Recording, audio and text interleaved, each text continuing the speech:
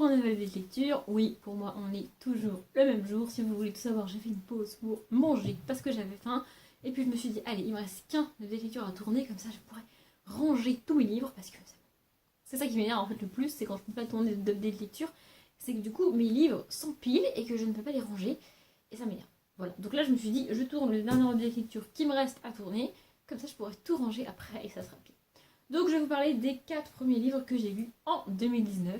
Enfin, il est temps, parce que je sais plus trop quand doit sortir cette vidéo, mais elle doit sortir extrêmement tard en 2019, parce que je suis extrêmement en retard sur mes années de lecture. On est l'heure. Donc, c'est parti. Le premier livre que j'ai terminé en 2019 et que j'avais commencé en 2018, c'est Colloque et rien d'autre, donc le tome 2 de Emily Blaine. J'ai adoré ce livre, vraiment, vraiment. On y suit Ashley et Ben. Donc Ashley est infirmière, tout comme la fille du tome 1, que je ne sais plus comment elle s'appelle. Et Ben est un ami du gars du tome 1 aussi, enfin c'est très original en romance, n'est-ce pas? Et en fait, donc dans le tome 1, ils sont colocataires dans un appartement, les deux personnages qu'on suit dans le tome 1, et à la fin du tome 1, ils quittent cet appartement, je vous laisse lire le tome 1 si vous voulez, et du coup c'est Ashley et Ben qui récupèrent l'appartement et qui vont à leur tour vivre en coloc dans cet appartement. Et donc en fait, ce que j'ai adoré, c'est que les rôles sont inversés par rapport à la grande majorité des romances qu'on a, c'est-à-dire que Ben sort d'une histoire assez compliquée et il a un petit peu de mal à s'en remettre, il est un peu triste d'avoir quitté cette fille, mais en même temps il l'a quittée parce qu'il s'est rendu compte que c'était pas vraiment ce qu'il voulait. Et Ashley n'a aucune envie de se mettre en couple et enchaîne en gros les relations de très très courte durée, voire d'une nuit, hein, voilà. Ce qui est exactement l'inverse, comme je l'ai dit, des romances qu'on a habituellement, parce que d'habitude c'est le gars qui enchaîne les conquêtes et la fille qui a une histoire compliquée, tout ça. Donc j'ai trouvé ça vraiment cool. J'ai adoré le livre, donc sans surprise, j'ai adoré le personnage de Ben, il est juste génialissime, vraiment, vraiment. Et ce qui fait que j'ai d'autant plus aimé le livre, c'est que j'ai aussi adoré le personnage d'Ashley, elle est juste géniale. Donc l'histoire, on s'en doute, c'est qu'ils sont en colocation l'un avec l'autre, qu'ils sont bien, qu'ils sont amis et qu'ils aiment bien vivre ensemble, que chacun voudrait un peu plus avec l'autre, mais qu'aucun des deux n'a envie de mettre en péril la relation qu'ils ont déjà et leur colocation. Et en plus, pour Ashley, Ashley a une vie assez particulière, je crois qu'elle a été abandonnée par ses parents, elle a vécu en foyer, donc elle n'est pas habituée à avoir quelqu'un qui fait partie de sa vie comme ça quotidiennement pendant une longue période, elle n'est pas habituée à avoir confiance en quelqu'un, et donc elle a encore moins envie de mettre ça en péril parce qu'elle ne veut pas le perdre, mais en même temps elle voudrait bien l'avoir d'une manière un peu différente. J'ai adoré ce livre, je l'ai lu à une vitesse absolument prodigieuse. Bon, j'ai été aussi en congé parce que je l'ai lu donc sur fin décembre, début janvier, et j'ai eu la chance d'avoir 1 ou 2 jours de congé, je crois. Du coup, voilà, j'ai pu le lire à la vitesse que je voulais et c'était vraiment, vraiment cool. J'ai adoré ce livre, vraiment. À la fin, on a des bonus qui sont...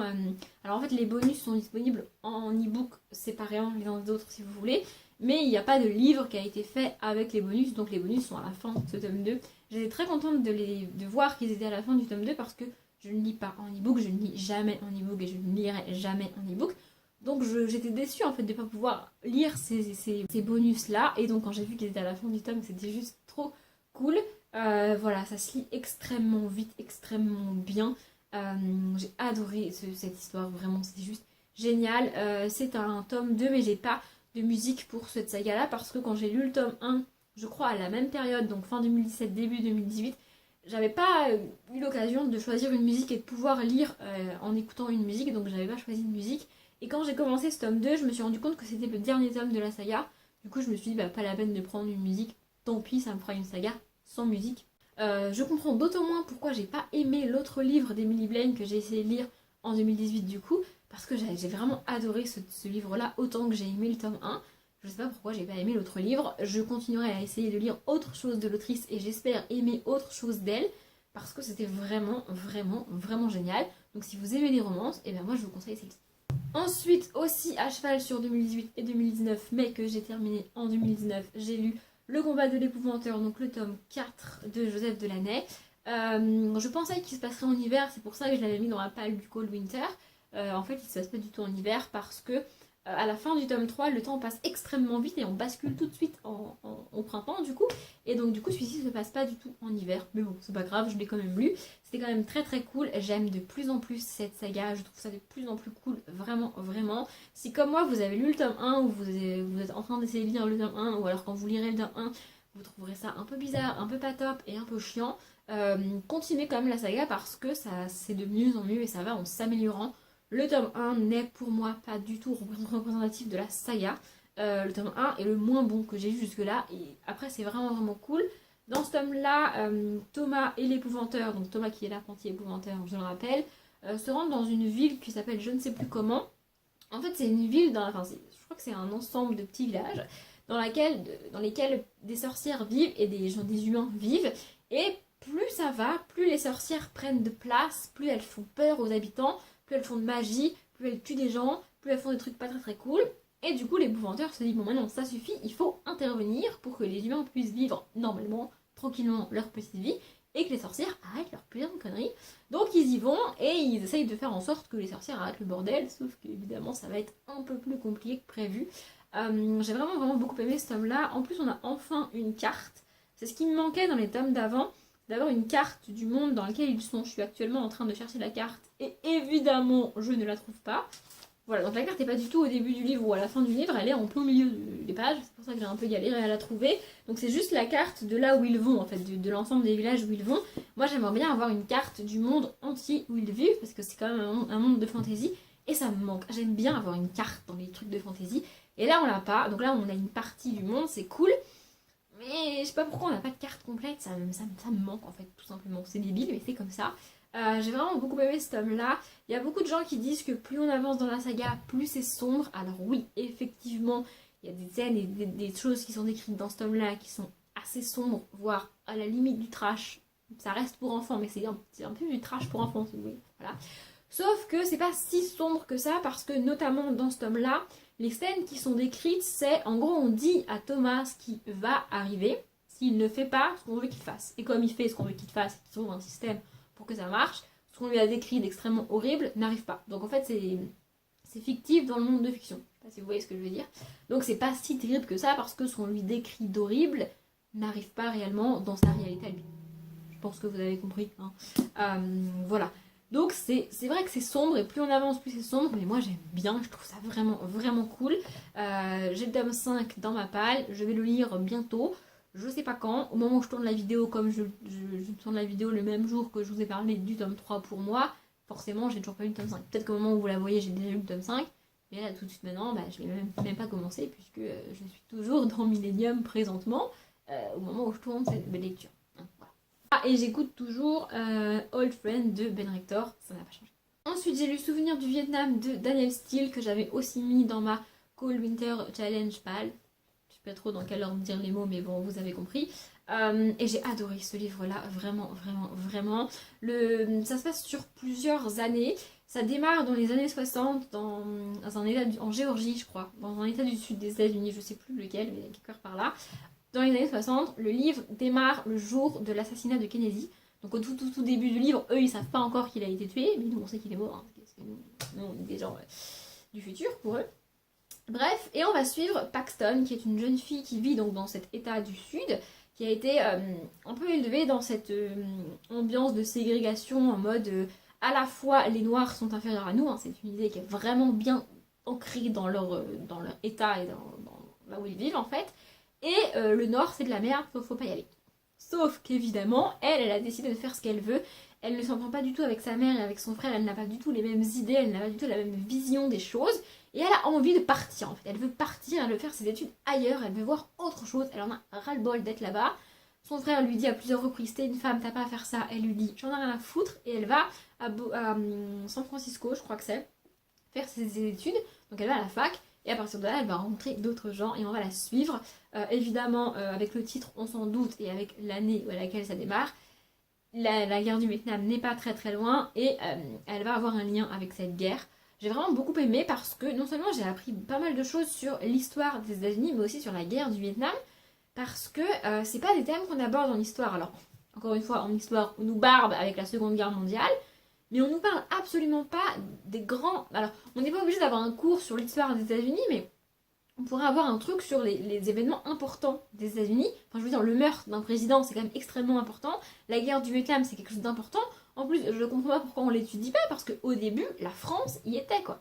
C'est peut-être parce que ces c'est une guerre malgré tout assez récente, que c'est trop proche de nous pour être dans les programmes d'histoire. Mais je trouve ça dommage et j'aurais bien aimé étudier ça. Alors peut-être que quand j'étais au lycée, ça m'aurait fait chier d'étudier ça. Mais en lisant ça, j'ai appris des choses et ça m'a donné envie d'en savoir plus, en fait, parce que c'est pas un livre d'histoire, hein, on est d'accord. Et je trouve ça du coup dommage qu'on n'ait pas étudié ça et qu'on n'étudie pas ça en histoire en France aujourd'hui. C'est dommage. Peut-être que depuis que j'ai quitté le lycée, ça commence à dater maintenant, ça a changé. J'espère, parce que je trouve ça intéressant en fait. Donc voilà, on va suivre cette héroïne-là. Il lui arrive des trucs absolument catastrophiques. Je l'ai dit du coup dans le dernier livre de lecture, tous les Daniel Steele finissent bien. C'est pas un spoil, c'est comme ça. C'est tous les livres de Daniel Steele finissent bien. C'est pas parce que le livre finit bien qu'au cours du livre, il lui arrive pas des trucs de merde. Hein, parce que ce personnage-là en particulier vit des épreuves particulièrement difficiles. Hein. Elle a 3-4 épreuves à vivre, c'est pas franchement la joie. Et on la suit là-dedans. Donc même si ça finit bien, l'histoire en elle-même est franchement triste. Hein. C'est franchement pas positive. Hein. Il lui arrive des merdes, des catastrophes et des trucs pourris qu'elle doit gérer. Et on la suit là-dedans. J'ai pleuré à plusieurs reprises en lisant ce livre parce que ce qui lui arrive est vraiment, vraiment horrible. Mais on est avec une héroïne forte. On est avec une femme qui ne se laisse pas faire. On est avec une femme qui, déjà dès le début, elle doit avoir 15-16 ans au début du livre et elle ne laisse pas sa mère et son frère décider pour elle. Et j'ai trouvé ça hyper cool. Hein. Évidemment, on est avec une héroïne féministe. Voilà. J'adore ça, vraiment j'adore, j'ai adoré ce livre-là. Je suis très contente parce que du coup ça fait 2 Daniel Steele que je lis assez rapprochés l'un de l'autre et que j'aime vraiment, vraiment, vraiment, vraiment. Donc je continuerai à lire du Daniel Steele, je continuerai à vous recommander Daniel Steele. Elle en a écrit, je crois que, donc derrière c'est écrit plus de 90 romans. Je crois que j'ai vu sur je sais plus quel site qu'elle a écrit 116 romans en tout. Donc vous avez de quoi faire si vous en piochez un parmi les 116 qui vous plaît pas et piochez-en un autre parce que il y a forcément au moins un livre de Daniel Steele qui vous plaira, qui vous touchera, qui aura un thème qui vous intéressera. C'est obligé, je veux dire, elle a écrit 116 livres, donc si tu fais le difficile et que tu n'en trouves aucun qui te plaît, c'est pas possible. Enfin, franchement, c'est impossible. Elle a écrit tellement de livres sur tellement de sujets différents, à tellement d'époques différentes, que tu trouveras au moins, je te tutoie, ouais, tu trouveras forcément un livre qui te plaît. C'est obligé. Donc, lis du Daniel Steele. Oui, c'est un. Et enfin, le dernier pour aujourd'hui, et après je vais arrêter de tourner des lectures et des vidéos, c'est Sherlock, Lupin et moi, le tome 1, le mystère de la Dame en Noir. Donc c'est de Irène Adler, mais Irène Adler est un pseudonyme. Je vais vous écrire le nom de l'auteur qui est son vrai nom et qui n'est pas son pseudonyme. En fait, Irène Adler, c'est le personnage du livre, et c'est elle qui nous raconte l'histoire. Donc c'est pour ça que c'est dit que c'est écrit par Irène Adler, mais en fait il y a un vrai humain et un vrai auteur derrière, qui s'appelle comme c'est écrit là. J'ai beaucoup aimé ce livre-là, je l'ai acheté et lu parce que Pickedy Bookin n'arrête pas d'en parler. Il était aussi dans ma palle du Cold Winter Challenge d'ailleurs. J'ai bien aimé, c'était pas hyper ouf, je trouve pas ça... En fait, ce qui me dérange, c'est que je trouve pas ça très très réaliste. Mais ça se lit bien, ça c'est de la jeunesse, ça se lit vite, c'est hyper fun. Donc on rencontre Irène, qui est une jeune fille de 10-11 ans, je dirais, qui va en vacances à Saint-Malo, donc ça se passe en été. Moi j'ai lu en hiver, la meuf qui a rien compris. Donc elle va en vacances à Saint-Malo, on est en 1870, c'est écrit, et elle va rencontrer le petit Sherlock et le petit Lupin, donc le petit Sherlock Holmes et le petit Arsène Lupin, pour ceux qui auraient des doutes. Et donc ensemble, ils vont faire connaissance, c'est des enfants, donc ils vont se mettre à jouer ensemble, et ils vont, en se baladant sur la plage, trouver le corps d'un homme, et à partir de là, ils vont enquêter pour savoir c'est qui, comment il est arrivé là, comment est-ce qu'il est mort, et tout, qui c'est qui a fait ça. Et en fait, ce que je trouve pas très réaliste, c'est que ce sont des enfants qui vont mener cette enquête-là, et tout seuls, vraiment, il n'y a personne qui va les aider, et ils vont d'eux-mêmes résoudre le mystère. Alors c'est très cool et c'est très fun à lire, et je suis sûre que pour des enfants c'est génial, et même moi j'ai passé un bon moment, mais je peux pas m'empêcher de trouver ça pas franchement réaliste, et c'est dommage. Il aurait suffi qu'à un moment donné du livre, un adulte, un policier ou n'importe qui les aide un peu plus pour que je trouve ça réaliste, parce que là du coup je trouve pas ça à 100% réaliste, et c'est dommage, c'est dommage. Je lirai quand même la suite, je pense que je vais... Donc j'ai acheté ce tome 1 chez François Loisir, je pense que je vais me faire une commande et que je vais m'acheter au moins le tome 2, parce que c'est vraiment sympa, c'est vraiment fun. Le Sherlock, en fait ce que j'avais peur c'est que le Sherlock m'énerve, parce que dans la série télé Sherlock, la série anglaise, il m'énerve. J'ai envie de le tarter le personnage, mais vous imaginez même pas à quel point je le trouve insupportable et imbuvable, et j'avais peur que le Sherlock m'énerve. Alors c'est peut-être parce qu'il est enfant, peut-être que je lirai un jour, peut-être, les Sherlock Holmes de Arthur Conan Doyle, si je dis pas de conneries c'est ça. Mais j'ai peur que le personnage m'énerve en fait. Donc je suis pas sûre. Mais dans celui-ci en tout cas, ça m'énerve pas, c'est très léger, très fun à lire, c'est hyper cool pour les enfants. Et je comprends pourquoi Piketty Bookin n'arrête pas de nous rabâcher avec ça, parce que pour elle, en plus, qui adore Sherlock Holmes, ça ne peut être que génial. Moi, Sherlock Holmes, c'est pas spécialement mon délire, mais j'ai passé un bon moment. Et j'ai failli oublier, mais j'ai écouté The Way I Are de Bebe Rexha et Lil Wayne en lisant ce livre-là. Voilà, mon année de lecture est terminée. Je ne sais pas pourquoi celui-ci il est plus long que les autres, c'est comme ça et pas autrement. J'espère que ça vous a plu. Comme d'habitude, je vous souhaite une bonne journée, un bon après-midi, un bon appétit ou une bonne nuit et je vous dis à bientôt.